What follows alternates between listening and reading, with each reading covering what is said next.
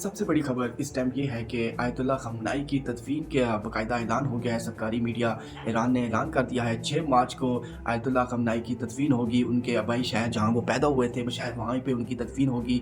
और इसी तरह जो सूरत हाल है, वो जो जंग की जो ताज़ा तरीन इस टाइम सूरत हाल है, ईरान का इसराइल पे की 40 मकामात को निशाना बनाया है, जिस पे कहीं ज़्यादा मिसाइल दागे गए, जिसमें अल-फतह मिसाइल की कहीं ज़्यादा आवाज़ें सुनी गई। और बताया ये जाता है कि अल-फतह मिसाइल है, वो काफ़ी भारी अक्सियत में जो है वो इसराइल पे दागे गए। और इसराइल जो है इस टाइम साइलेंट से गूंज उठा है। और इसराइल में भी एक हलचल मची हुई है। इसराइल के लोग बड़े मारे गए हैं, वो बड़े तंग हैं। नेतन्याहू इस टाइम इसराइल से फ़रार हैं, वो मुल्क से फ़रार हैं, क्योंकि उनका जो काफिर होता है उसकी हमेशा ये अलामत होती है कि जब जंग के मैदान में कोई शेर आता है तो वो दुम दबा के भाग जाता है। और जब ईरान ने उसे अपनी सर आंखें दिखाई तो वो पतली गली से वो निकलने की। और इसी तरह बात करें तो जब से आयतुल्लाह खamenei की शहादत हुई है, ईरान में देखा जाता है कि लोगों में बड़ा गुस्सा पाया गया, लोगों में कोई डर खौफ नहीं पाया गया, बल्कि लोगों में गुस्सा पाया गया।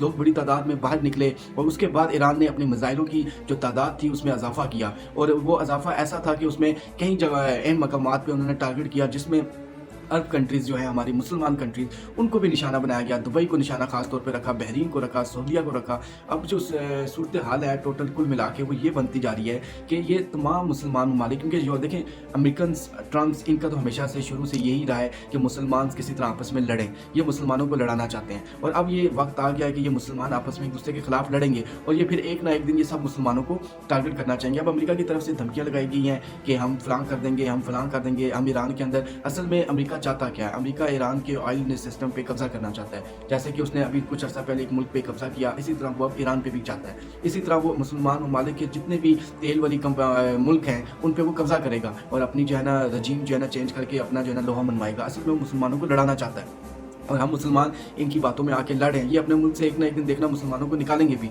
तो अब हमें सोचना चाहिए कि ऐसा मुसलमान अरब ममालिक को सोचना चाहिए जिन्होंने अपनी बेसिस दी हैं इन लोगों को, उनको सोचना पड़ेगा कि हम किस तरफ जा रहे हैं, ये मुल्क किस तरफ हमने लेके जाना है, और आलमी दुनिया में मुसलमानों का क्या किरदार होना चाहिए। क्योंकि इस टाइम जो ईरान है, ईरान की कहाँ देखा जाए तो पूरे सिनेरियो में ईरान की कहीं पे भी गलती नज़र नहीं आती, क्योंकि ईरान अपना दिफा कर रहा है, और दिफा करना उसका जवाबी हक समझते हैं, उसका हक है और उसको करना भी चाहिए। अब जिस तरह ईरान ने अपना कमबैक किया है, ईरान ने धनाधन जो मिसाइल दागे हैं, अब इससे इनको तकलीफ बहुत ज़्यादा हो रही है। अमेरिकन को बड़ी तकलीफ हो रही है, और क्या नाम है, ख़ास तौर पर इसराइल को बड़ी तकलीफ हो रही है। और अमेरिकन में जो अरब कंट्रीज़ हैं, अरब ममालिक हैं, उनमें ये बड़ी एक हलचल पाई जा रही है कि यार हमने अरबों खरबों रुपये अमेरिकन को दिए हैं, इसलिए दिए कि हमारे मुल्क में कल को कुछ ऐसा इश्यूज़ हो, मसला हो, तो ये अमेरिकन हमें दिफा करेंगे, हमारा दिफा करेंगे। लेकिन अब जब एक ऐसी मुश्किल आई तो उन्होंने देखा कि यार अमेरिका तो बल्कि अपने लोग वापस बुला रहा है। अमेरिका ने तो कहा कि ममालिक से, दुबई से, कतर से, सऊदीया से अपने लोगों को वापस बुला रहा है। ये हमारा दिफा करने की बजाय अपना दिफा नहीं कर पा रहा, अपनी जो एयर बेसिस हैं उनका दिफा नहीं कर पा रहा, तो ये हमारा दिफा क्या करेगा। तो ये एक काफ़ी जो है ना एक सूरत हाल पैदा हो रही है। और जो अरब कंट्रीज़ हैं उनमें भी बड़ा गुस्सा पाया जा रहा है, अमेरिका की तरफ बड़ा गुस्सा हो रहा है कि अमेरिका ये काम क्यों कर रहा है। तो अब देखना ये जाएगा कि ये सूरत हाल कहाँ पे जाके रुकेगी, क्योंकि ये जो जंग चल गई है, अब ईरान ने तो वापसी के लिए साफ साफ इनकार कर दिया कि हम जो है ना ये जंग अब रुकेगी नहीं, ये जंग अब चलेगी। अमेरिका भी धमकियाँ लगा रहा है, लेकिन अंदरूनी खाने अमेरिका कोशिश करेगा जो उसके अच्छे मुल्क हैं जिनके साथ उसके तल्लुकात हैं ईरान के, उनसे बातचीत करके तो मुज़ाकरात का रास्ता निकालेगा।